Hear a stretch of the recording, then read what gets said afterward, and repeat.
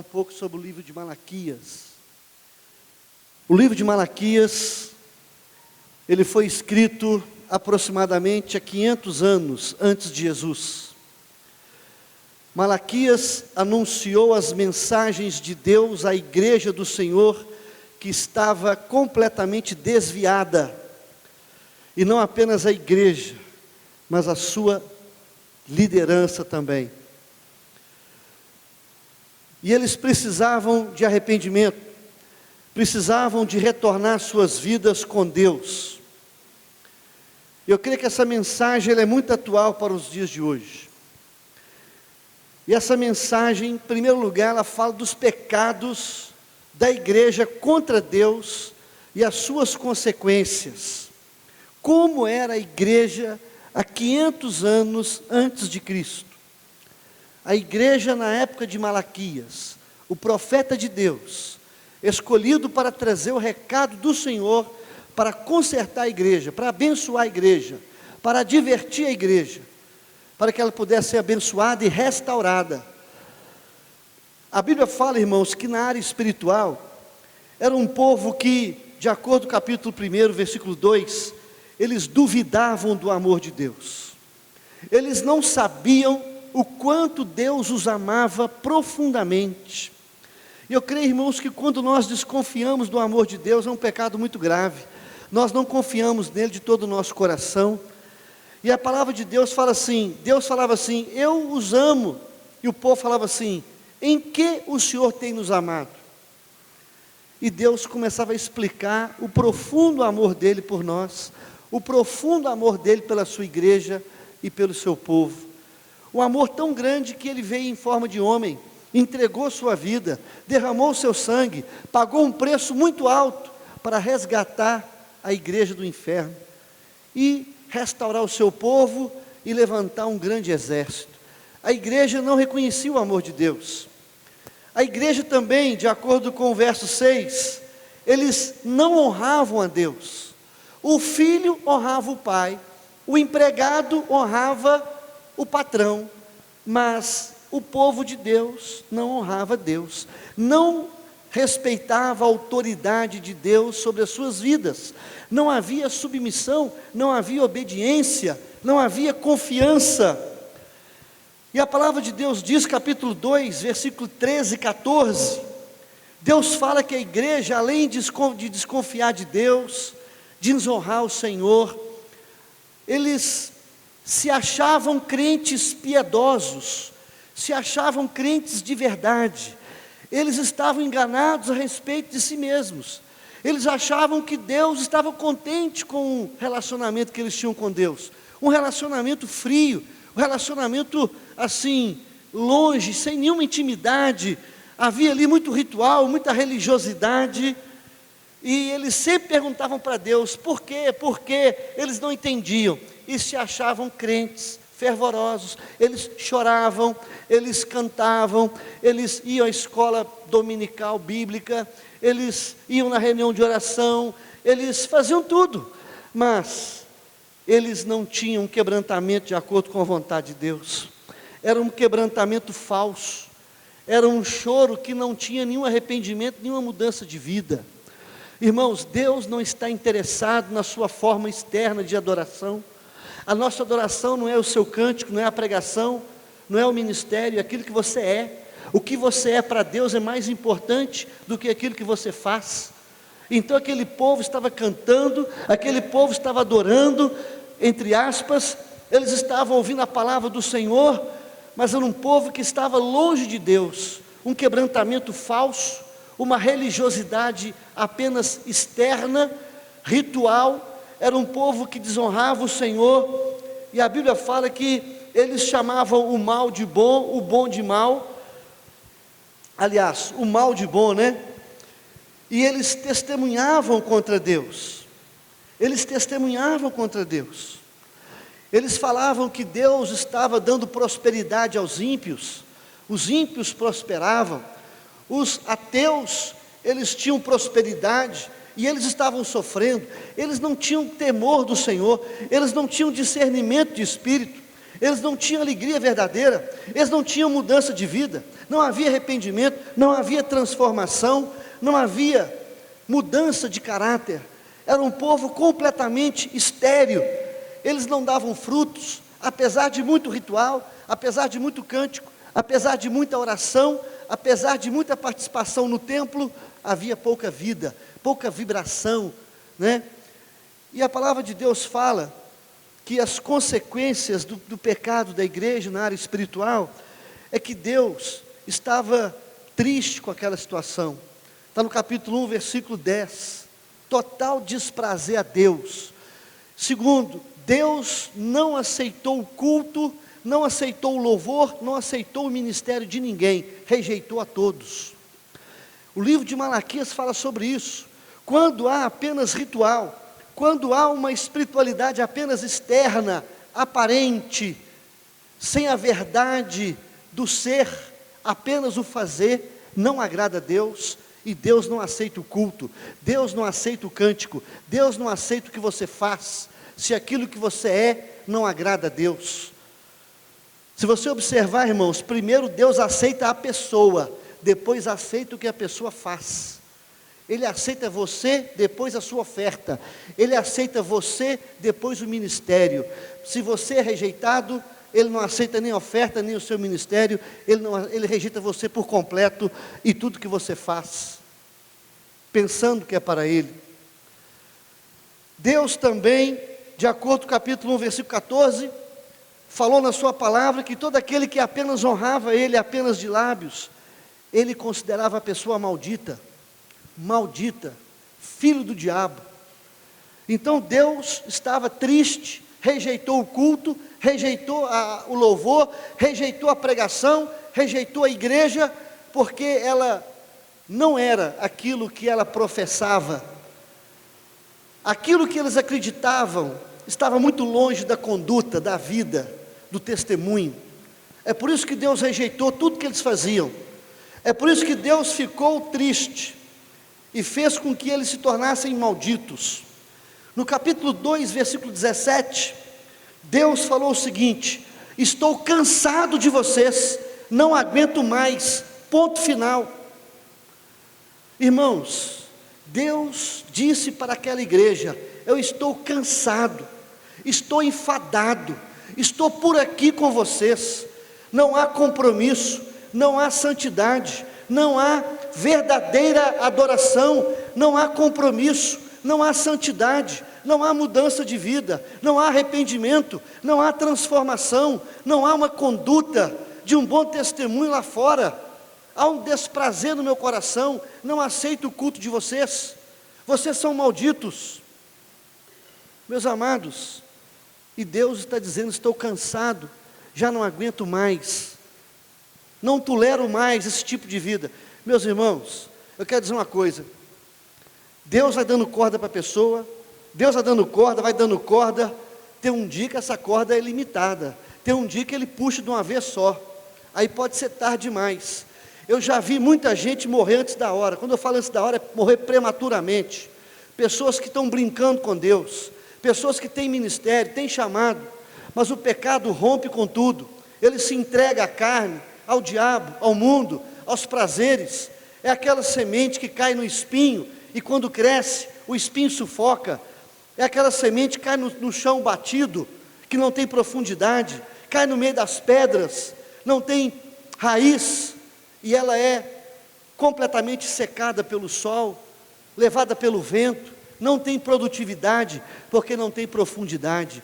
Quanto mais se cresce para baixo, mais você pode crescer para cima. Quanto mais forte o seu alicerce espiritual, mais alto, mais produtivo o seu ministério, a sua vida com Deus, mais produtiva ela será.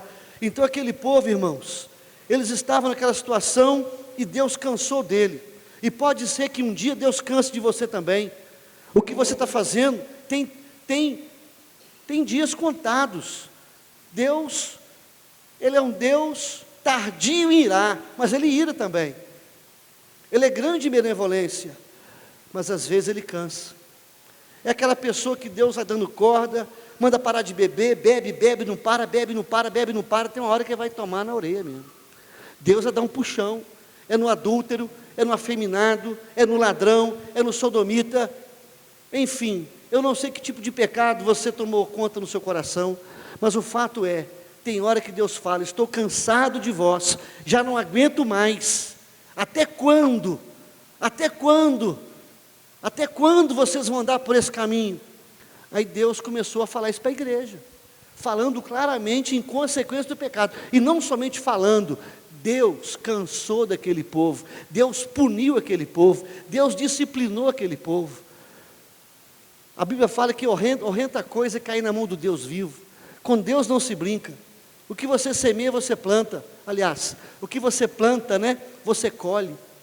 Então, cuidado com o que está plantando. É a lei da semeadura. Na vida espiritual é assim. O povo semeou religiosidade. O povo semeou ritualismo.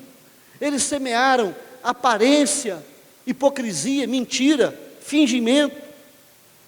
Tem gente, quando você olha para ele, irmãos, parece que ele é crente, tem fachada de crente, roupa de crente, fala igual crente, mas a pessoa interiormente é maldito.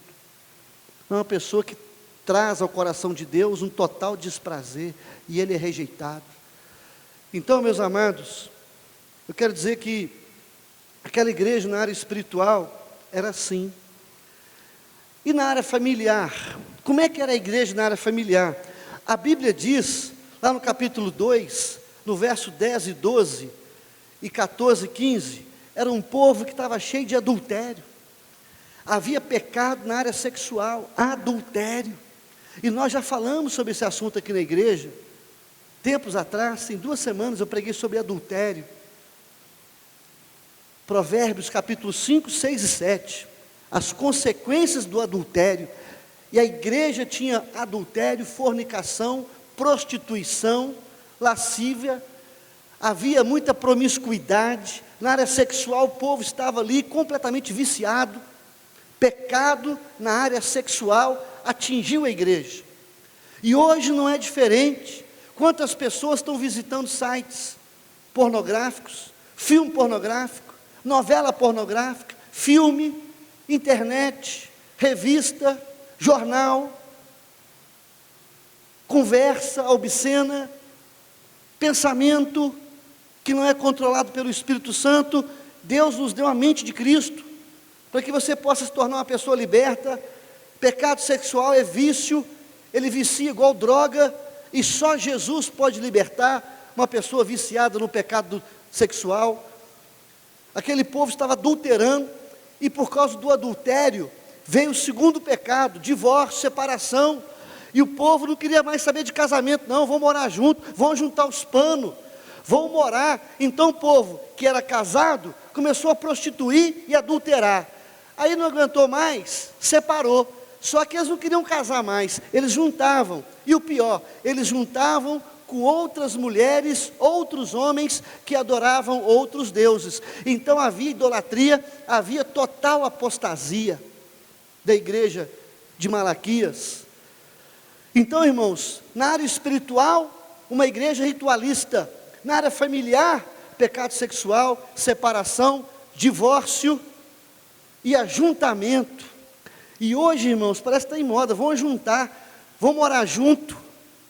Irmãos, é um pecado de morte, é um pecado contra o corpo, que é templo do Espírito Santo, pecado de homossexualismo, pecado ali, irmãos, envolvendo o nosso corpo é templo do Espírito Santo, ou é templo do espírito imundo, um dos dois vão habitar.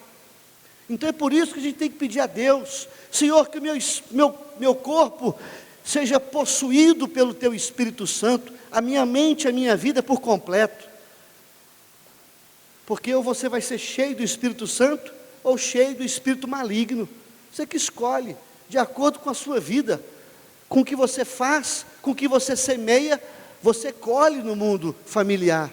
Então, na questão familiar, houve também consequência do pecado, e a primeira consequência, é que está no verso 12, Deus eliminou do meio da igreja todo adúltero, todo afeminado e todo promíscuo. Deus eliminou da igreja. É Deus que elimina, é Deus que exclui, é Deus que rejeita. Só que tem um detalhe: antes de Deus rejeitar, antes de Deus eliminar, Ele manda recado. Se a pessoa arrepender e mudar de vida, há uma chance. O problema do pecado é quando ele se torna contumaz.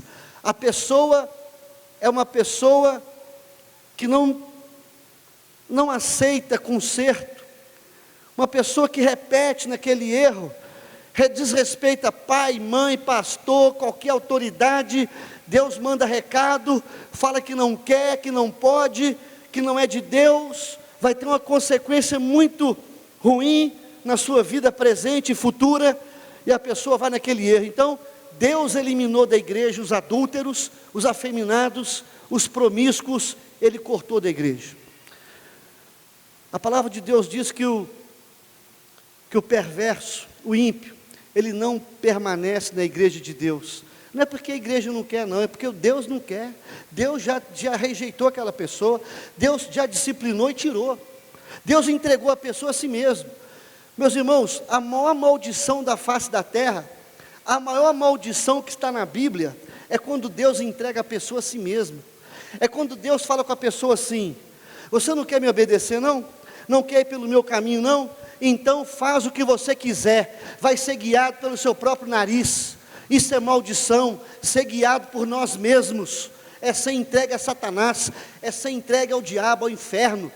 Deus me livre de mim, Deus me livre de ser guiado pelo meu nariz, pelo meu sentimento, pela minha vontade. Eu quero ser guiado pelo Espírito Santo de Deus, eu quero ser guiado pela graça, pela misericórdia do Senhor, pela palavra dEle, pelo amor dEle, pela palavra que me conduz, que me ensina, que me adverte, que me perdoa, que me justifica, que limpa meu coração, que me livra do vexame, do tropeço, do inferno, da dor, do sofrimento, da vergonha. Então, amados, Deus, Ele foi falando com a igreja, usou Malaquias para dizer à igreja: cuidado com o adultério, cuidado com a falsidade, cuidado com o culto mentiroso, quebrantamento falso, cuidado com a aparência, cuidado com a religiosidade, cuidado com essa falta de arrependimento, cuidado de ser um crente que não vale nada, que não faz diferença nenhuma no corpo de Cristo, cuidado com o seu casamento, cuidado com a sua sexualidade. E o povo não deu bola, e Deus agiu. E outra coisa, Deus mandou um recado para eles. Além de não aceitar o culto que eles ofereciam, Deus falou no capítulo 10, verso 16: eu repudio, eu odeio o divórcio. Eu repudio o divórcio. Deus não só repudia o divórcio, Ele repudia quem mora junto sem casar também.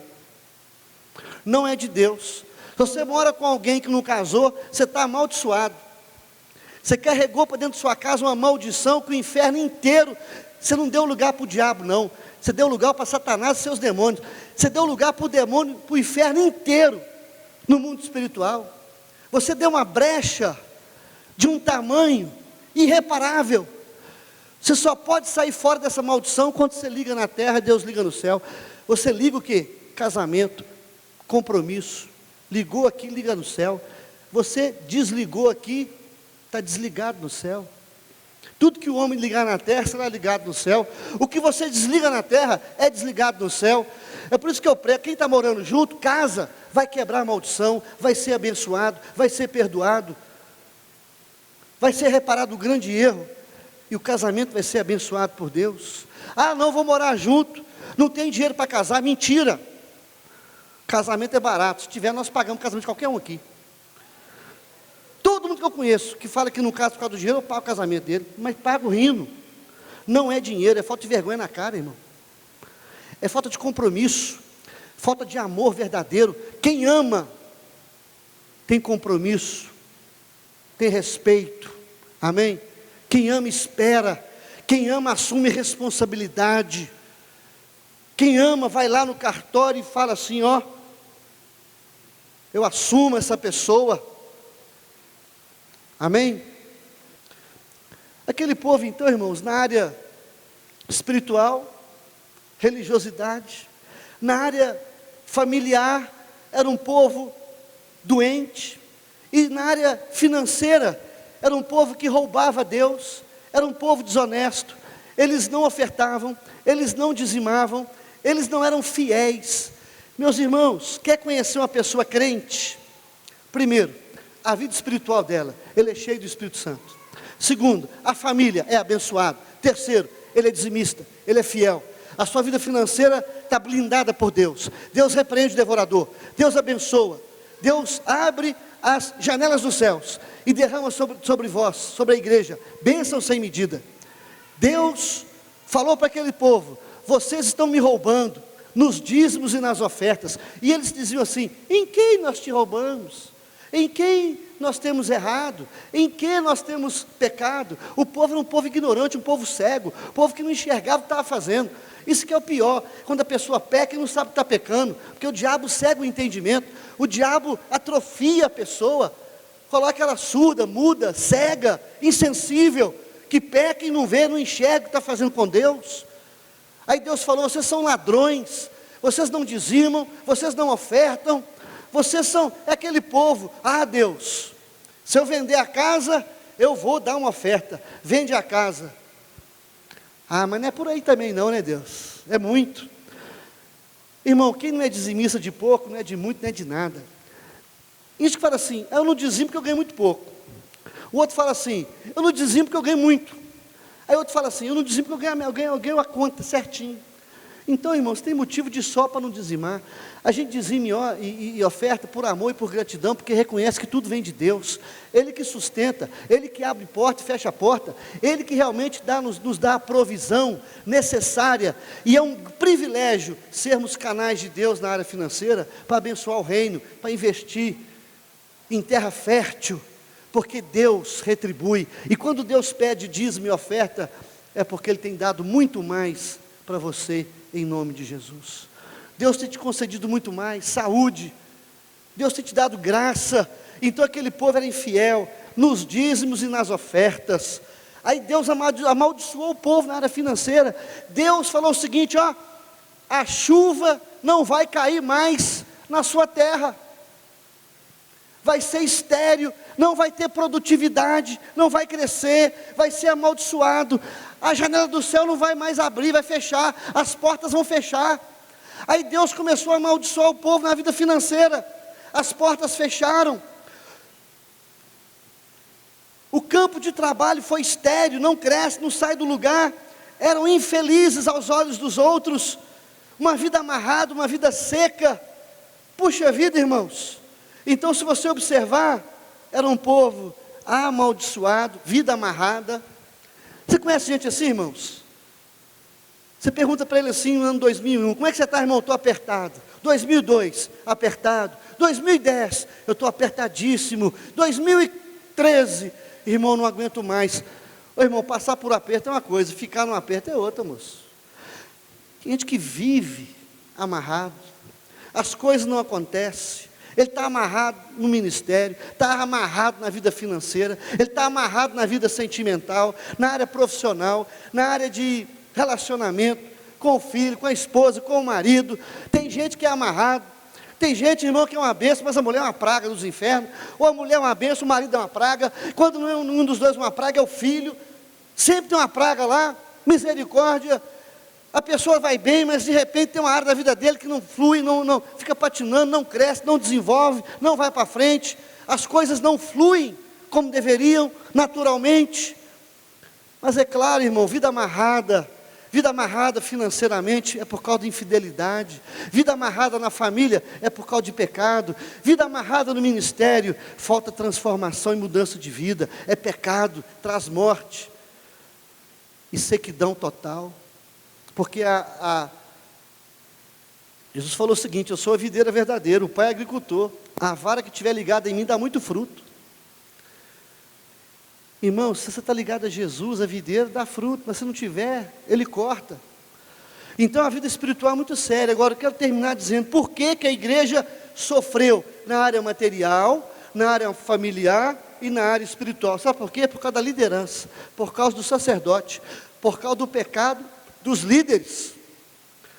Quando a igreja tem uma liderança fraca, presbítero fraco, pastor fraco, diácono que não faz nada, só é porteiro para cachorro não entrar, e presbítero só dá Santa Ceia como fosse garçom, e mais nada, e pastor só prega domingo à noite, a igreja padece. Quando a liderança é fraca, a igreja é fraca. Quando a liderança é forte, a igreja é forte. Malaquias falou do pecado do sacerdote. Sabe qual era o pecado do sacerdote? Primeiro, desprezavam a Deus. Segundo, faziam o povo tropeçar. Terceiro, eles profanavam o altar de Deus, oferecendo coisa imunda. Quarto, oferecia pior para Deus. Quinto, achava pesado demais servir a Deus. O sacerdote falava assim: inútil servir a Deus, pesado servir a Deus, não vale a pena servir o Senhor. Imagina um pastor falar que não vale a pena servir a Deus. Quando você fala que vale a pena, o povo não faz nada, e quando você fala que não vale a pena, o povo morre, o povo desvia. Então Malaquias falou o seguinte: sabe de uma coisa, seus sacerdotes, a igreja vai mal espiritualmente, financeiramente, na família, porque vocês não pregam contra pecado, vocês não pregam contra pecado, vocês fazem vista grossa, vocês deixam o povo tropeçar, vocês não barram o povo, vocês não disciplinam o povo, vocês não pregam que eles estão errados e precisam de mudança de vida, vocês são charlatões da fé, charlatões do reino de Deus, vocês precisam de mudança de vida, seus pastores, de si mesmos. Foi isso que Deus mandou um recado para a pastorada. Eles não praticavam o que pregavam, eles pregavam uma coisa e viviam outra. Que você seja tratado, recuperado, pela humildade, pela fé, pelo quebrantamento verdadeiro, pelo arrependimento e mudança de vida. Isso Deus quer da igreja, dos pastores, presbíteros, diáconos, líderes de departamento. Deus quer consertar a igreja a partir da liderança. E quando a liderança muda de vida, a igreja acompanha. Esse é o recado. A igreja é a cara da liderança. Se a igreja é mundana, se a igreja é materialista, se a igreja é ritualista, se a igreja é apática, estéril, alienada, é porque a liderança é pior do que a igreja. Mas se a liderança é cheia de Deus, compromisso, santidade, vontade de servir a Deus, uma liderança quebrantada, arrependida, a igreja é abençoada. Que Deus abençoe os irmãos, que Deus abençoe